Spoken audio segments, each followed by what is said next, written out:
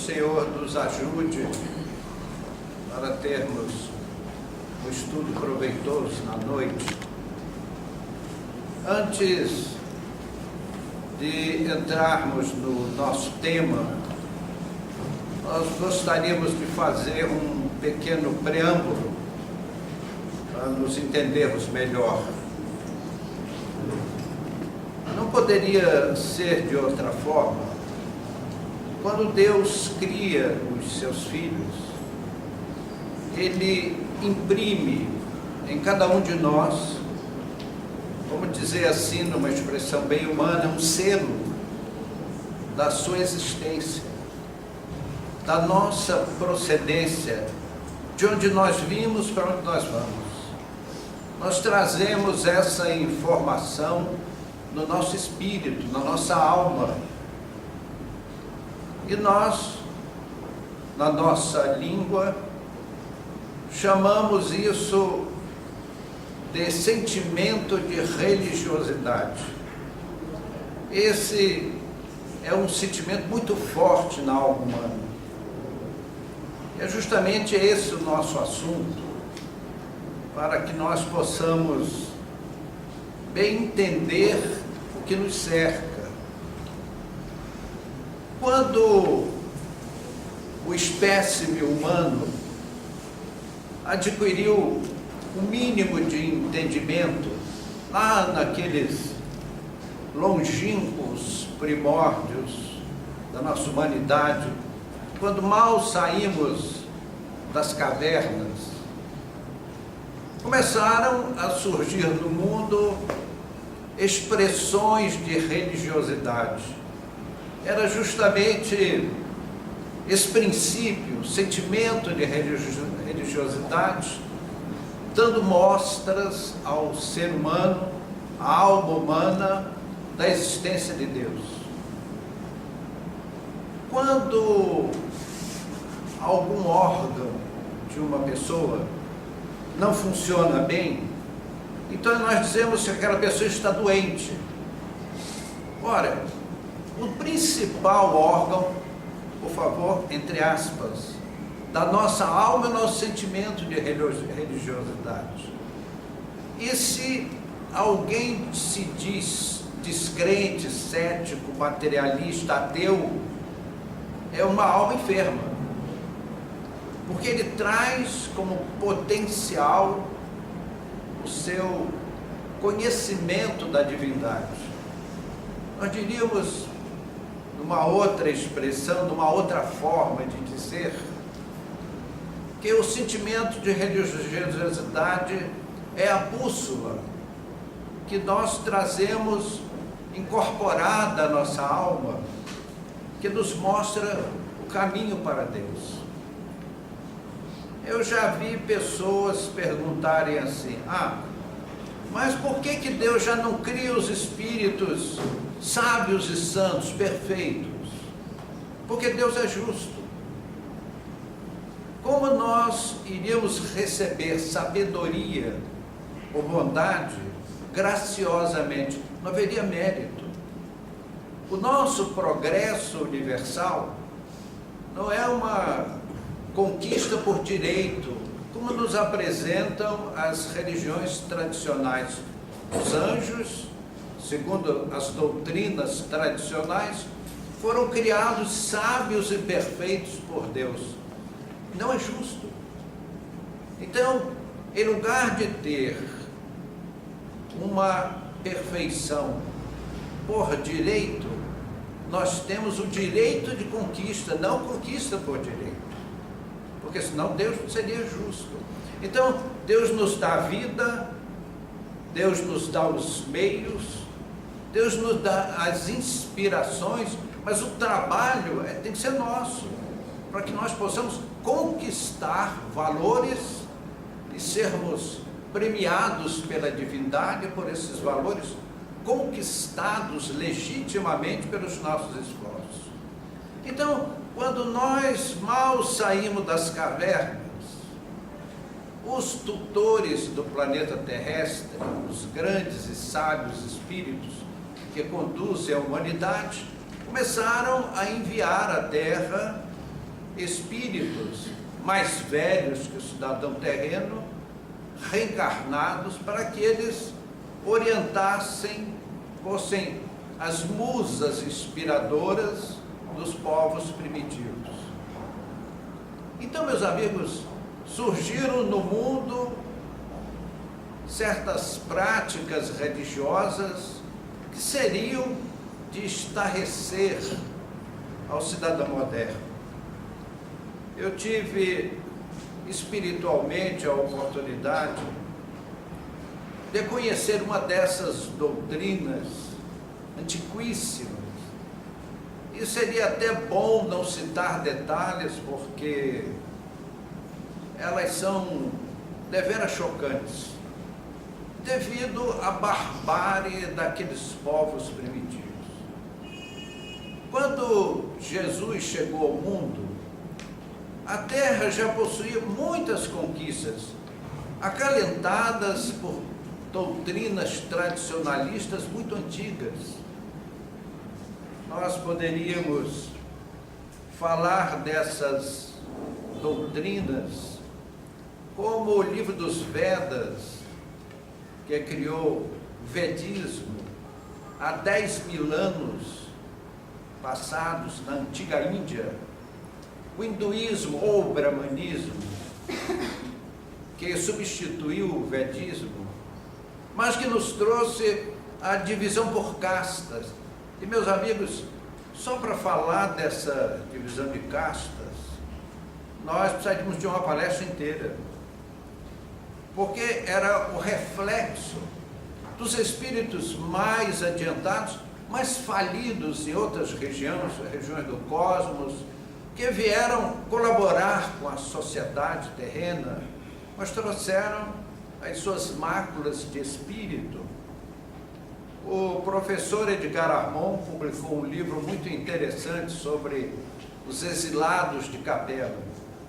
E lá estavam esses mesmos espíritos que foram degradados, faliram em função do orgulho.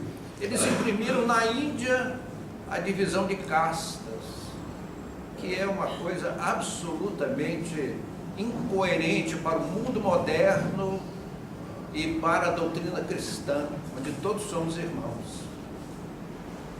Naqueles povos antiquíssimos, nós achamos 350 milhões de deuses, cultuados por 300 milhões de analfabetos na Índia. E vemos que é uma das grandes religiões do mundo, a maior da Índia. Isso a partir de mais ou menos 10.000 anos atrás, um pouco menos. O budismo nasceu em 570 a.C., fundado pelo príncipe Siddhartha Gautama. Esse espalhou especialmente também pela Índia, especialmente pela China. A China tem uma civilização, uma população gigantesca. E o Japão também.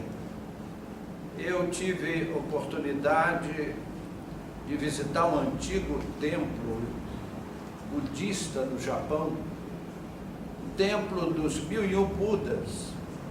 Eu pude observar os monges budistas desencarnados fazendo trabalhos espirituais muito parecidos com o que se faz aqui nesta casa.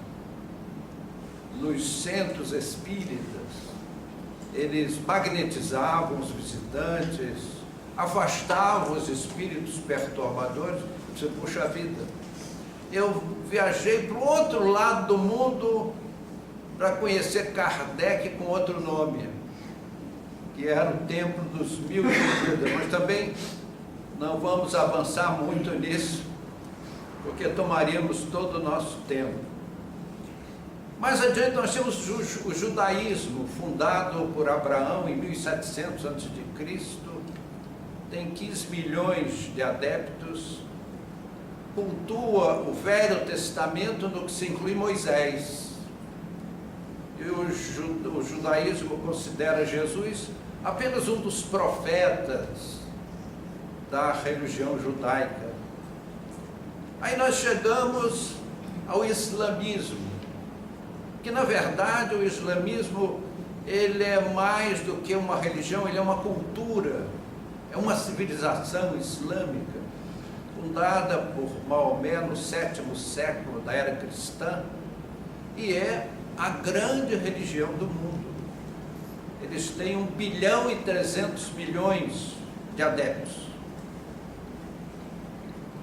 O cristianismo tem estimadamente 1 bilhão de adeptos no mundo, é a 2ª maior religião do planeta.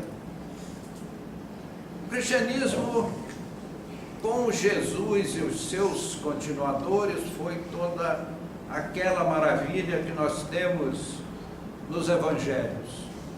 A partir do 2º século, começaram as interpolações, os valores pessoais, os imiscuimentos, as intolerâncias, e começaram as seitas espolcar aqui e ali para impor opiniões pessoais.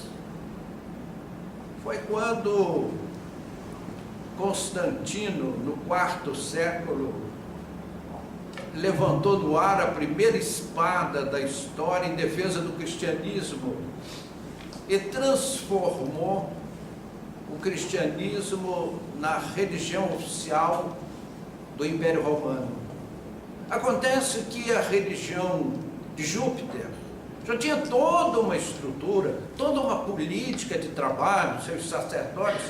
Então, na verdade, foi um trocar de nomes. Nós hoje vemos todas aquelas praxes do Império Romano nos dias modernos. Os romanos tinham os seus números domésticos, seus deuses particulares, que nós hoje temos também, os chamados cultos dos santos, que era o mesmo culto. Em Roma, eles faziam um andor, colocavam uma deusa Cibele, e lá iam cantando hinos pelas ruas. Poxa, eu já vi esse filme. Não mudou nada, é a mesma coisa. Então, daí para surgir o papado, o catolicismo, foi um pulo. E falamos respeitosamente, uma vez que estamos fazendo uma digressão da história das religiões, para nós acharmos o nosso estudo da noite. Então, meus amigos, como no coração humano há um sentimento de religiosidade, seria de se esperar que toda a humanidade tivesse uma fé viva, mas infelizmente não foi isso que aconteceu. Se nós somarmos essas 5 correntes da religião a que nos reportamos hoje, nós não chegamos a 3 bilhões de criaturas humanas, num planeta que tem uma população de 7 bilhões aproximadamente. Se alguém duvidar, é só contar isso. Então, onde estão os outros 4 bilhões em termos de religiosidade? Vejam só, amigos. Então, seria natural que o sentimento de religiosidade tornasse a nossa humanidade crente fatalmente, e que as religiões fossem cores, belas cores, mas infelizmente as próprias religiões pecaram nisso. É aquele populismo religioso, é o culto externo, é dar uma fórmula simplista para manter o adepto, porque o adepto é o contribuinte. Com o passar dos anos, a espiritualidade superior, depois do evento da Inquisição, que solapou a moral na Idade Média, até há bem pouco tempo,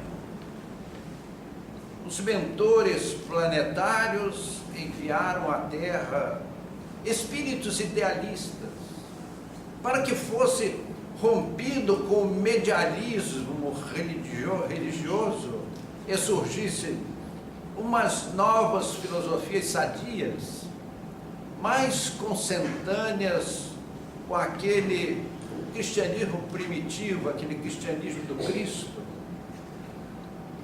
Foi exatamente no dia 31 de outubro de 1517 que surgiram aqueles grandes pensadores, idealistas, como Calvino, Zwingli, Erasmo e Lutero e outros. Aí aconteceu a chamada Revolução Protestante. O mundo podia pensar melhor. Romperam eles com o papado, com o culto dos santos. Já não podia mais o cristão depender de um sacerdote na interpretação dos livros sagrados. E os evangelhos chegaram através da Reforma Protestante, a partir de 1517, a todos os quadrantes do mundo. Mas o que foi que aconteceu neste evento? A espiritualidade que conduz o desenvolvimento da vida planetária, como diz a linguagem humana, não dorme em serviço. Sabia-se que aquele esforço sofreria dificuldades muito grandes, como realmente sofreu. A partir da Reforma Protestante, explodiram no mundo as seitas religiosas que se dizem evangélicas, que se autodenominam evangélicas, porque nós achamos que evangélico é outra coisa. Então, meus amigos, foram mais ou menos 2.200 novas religiões como consequência da reforma. Mas essas doutrinas divergentes entre si, digladiantes entre si, elas têm um ponto em comum. São 4 pilares básicos. Primeiro, a idolatria do Cristo. Então você vê Cristo apresentado como um estático salvador de almas. Não é o mestre, é aquele que dá prêmios para aqueles que gritam mais alto o seu nome. Meus amigos, se Jesus quisesse aplausos, se o objetivo de Jesus não fosse a educação dos espíritos, das almas, Jesus não teria ensinado nada. Mas ele foi muito claro, ele dizia: raça de víboras, até quando vos suportarei? Jesus, o que ele tinha que dizer, não mandava recado, dizia na lata contundente. Mas o que aconteceu? Jesus só fez ensinar, ele foi um mestre. Todos os dias, Jesus só ensinava por palavras e por atos. É aquela pregação silenciosa do exemplo. Mas o populismo religioso achou mais fácil ir buscar lá no fundo do coração das pessoas o sentimento de religiosidade, e criando fórmulas baratas, simplistas, dos dogmas, das solenidades, dos paramentos, dos gestos, dos cantos, porque sem dúvida é muito mais fácil cantar um belo hino do que perdoar o que me ofende. Amar até mesmo o inimigo é difícil. Meus amigos, se alguém disser que é fácil, eu gostaria que provasse. Lembra daquele aquele seu vizinho difícil, que pisa no seu calo todo dia? Você já, ao ler o Evangelho, já se compenetrou que tem que amá-lo. Nós vemos as dificuldades conjugais, as dificuldades familiares. Dividir o leito com o inimigo não é fácil, e amá-lo. Mas tem que amar, meus amigos. Essa é a lição do mestre. amar a Deus sobre todas as coisas, e ao próximo como a nós mesmos, amar até mesmo os inimigos. Então, Cristo, ídolo, não está no Evangelho, não cabe no Evangelho. O segundo ponto, que é lugar comum nas 2.200 igrejas que se dizem evangélicas do mundo, é a fé cega. E aí, meus amigos, nós espíritas temos uma dificuldade colossal, maior que um tsunami no Japão. Como ouvirmos alguém estabelecer um critério para os meus sentimentos de religiosidade que o meu cérebro não aceita. Meus amigos, por exemplo, fé cega não é mais deste século, nem deste milênio. Como fé cega? Como o Cristo me manda amar teu inimigo? Como fé cega? Eu tenho que analisar tudo que me expõe. A maior conquista da civilização é a liberdade de pensamento. Como alguém quer cercear a mais sublime dos voos do pensamento, que é a nossa viagem cósmica em direção a Deus. Então a fé cega não dá mais, mas é lugar comum nas tradições religiosas.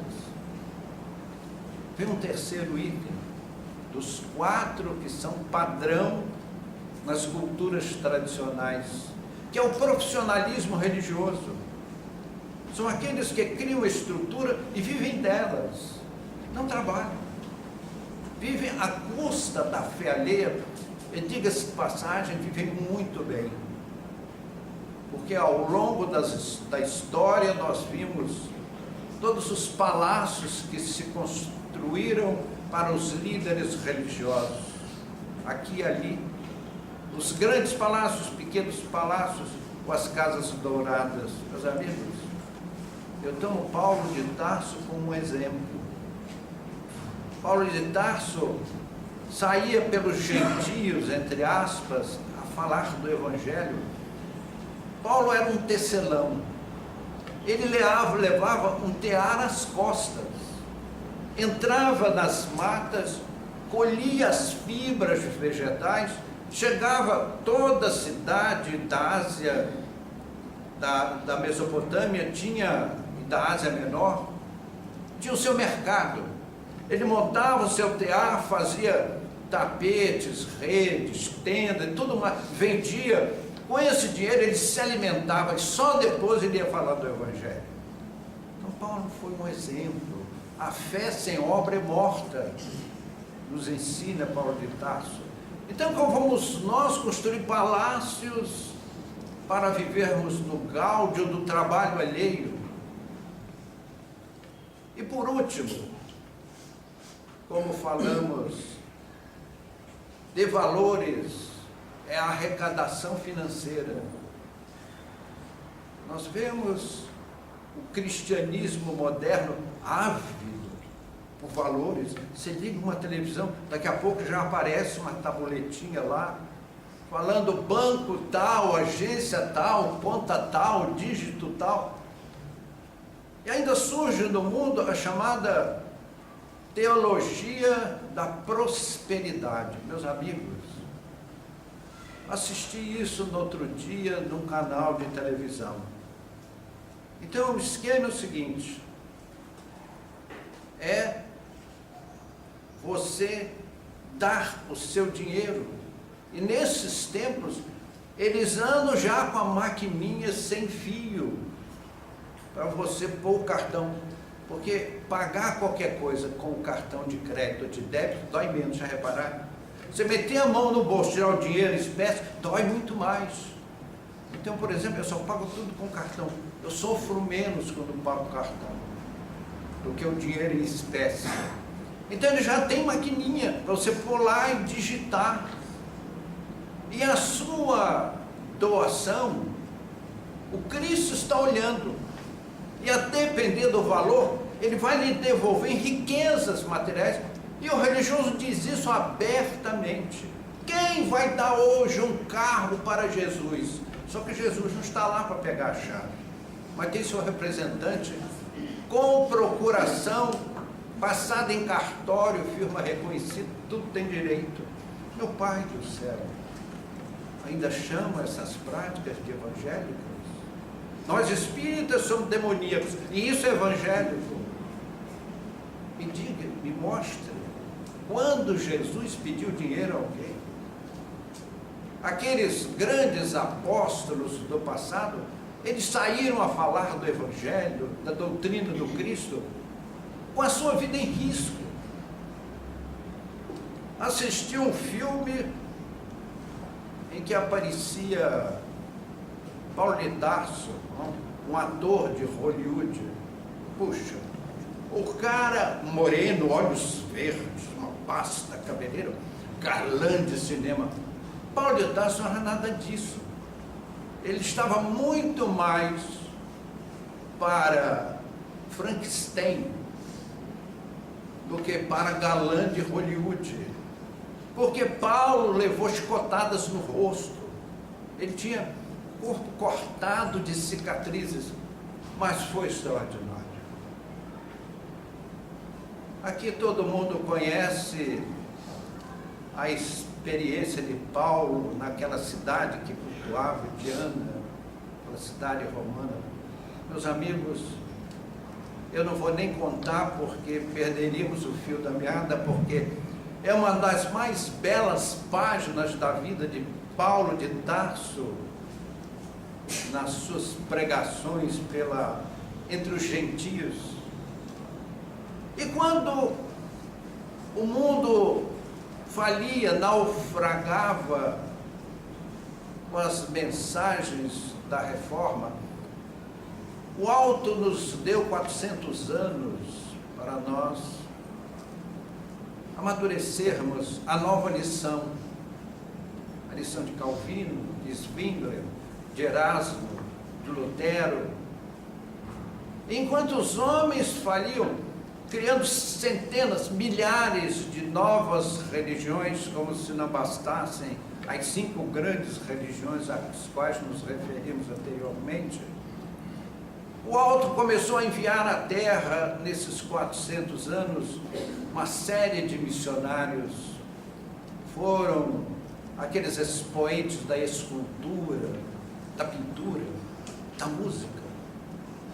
A gente ouve Beethoven, Chopin, Mozart e outros tantos. Aquilo vai ao fundo das nossas almas. Esses irmãos nossos, esses mestres da música, conseguiram trasladar das esferas da luz para o solo terrestre os mais belos e os mais lindos acordes. E veio o papel, a imprensa, os jornais, popularizou-se o livro, espantava-se a ignorância em substituição pela cultura, comércio, a indústria, e principalmente, amigos, a ciência. A ciência começou a destruir os mitos religiosos, as fantasias incabíveis à mentalidade moderna, e o mundo adquiriu conhecimentos científicos fantásticos. Citaria muito em particular, em 1809, vem à luz Charles Darwin, do outro lado do Canal da Mancha, já que raciocinamos Paris. Ele nos publica em 1859 A Origem das Espécies. Foi um tsunami, já que está na moda, da Inglaterra vitoriana, porque aparecia aquele homem que foi pesquisar em campo, e a pesquisa científica de campo é inquestionável, que os animais não eram como as autoridades religiosas colocavam. Darwin fez um furo na Arca de Noé pela sua inutilidade, a sua fantasia incabível. E em 1804, o mundo já cheio de luzes, Paris é a capital da cultura mundial, surge aquele menino em Lyon, na França, que deveria ser Allan Kardec. O mundo mudaria para sempre. Em 18 de abril de 1857, 2 anos antes de Darwin, Allan Kardec publica o Livro dos Espíritos. E em seguida, vários livros, como o Livro dos Médiuns, o Evangelho segundo o Espiritismo, obras póstumas, a Gênese e todos aqueles 12 volumes da Revista Espírita, um total de 20 volumes, para quem quiser conhecer a história do Espiritismo vindo ao mundo, e não mais a fé cega. Surge no mundo a fé raciocinada. Ai, nós sentimos a nossa alma relaxar. Podemos ter uma fé pensada, racional. Lemos, estudamos, testamos, meus amigos, meus queridos irmãos. Quando os espíritos, pela pena daquelas meninas, Carolina e Júlia Bodin, 12 e 14 aninhos de idade, escreviam páginas notáveis. Nós reproduzimos nas nossas reuniões, em muitas regiões do mundo, especialmente no Brasil, chegamos às mesmas conclusões que chegou Allan Kardec, porque em todas as partes do mundo, através de médios diferentes, os espíritos racionalmente explicavam todas as coisas. Concluía-se naquele momento a promessa de Jesus, capítulo 14 do Evangelho de João: se me amais, guardai os meus mandamentos, e eu rogarei ao Pai, e Ele vos enviará um novo Consolador, que vos lembrará tudo o que vos tenho dito, e vos ensinará todas as coisas. Meus amigos, se mais não sabemos dos Espíritos, é porque esses sábios espirituais nos ensinam dentro do limite do nosso entendimento.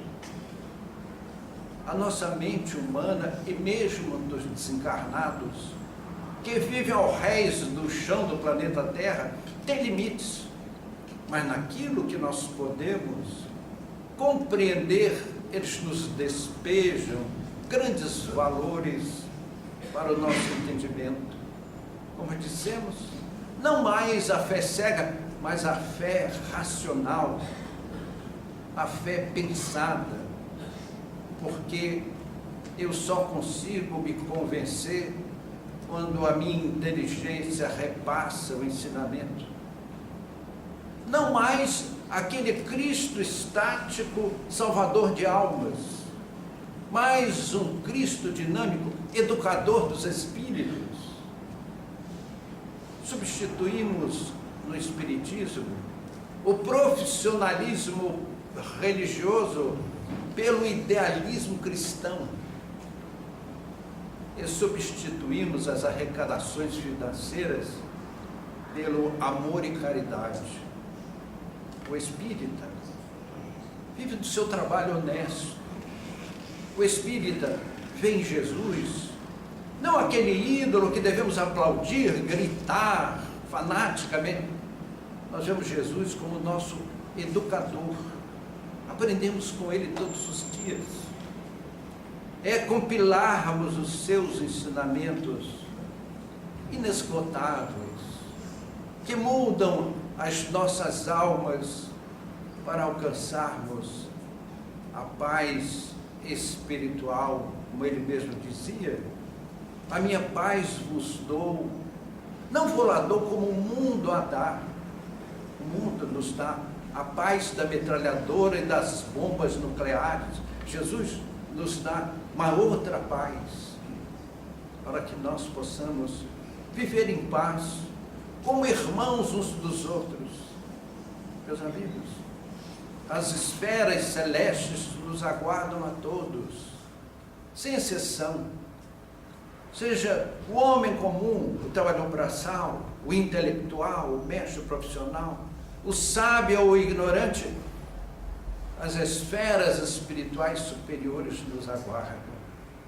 E o que temos que fazer? Lermos, estudarmos, porque não vamos viver uma filosofia que não aprendemos. Não vamos cultuar o ensinamento que não estudamos. É estudar o Evangelho, meus amigos, e nada mais oportuno do que aquele livro, o Evangelho segundo o Espiritismo, que complementa a nossa precariedade de raciocínio, faz luz ao nosso entendimento, para que possamos, todos nós, galgarmos a esfera da luz na paz do Senhor. Que Ele nos abençoe nesta noite, nos dê sua paz, que assim seja.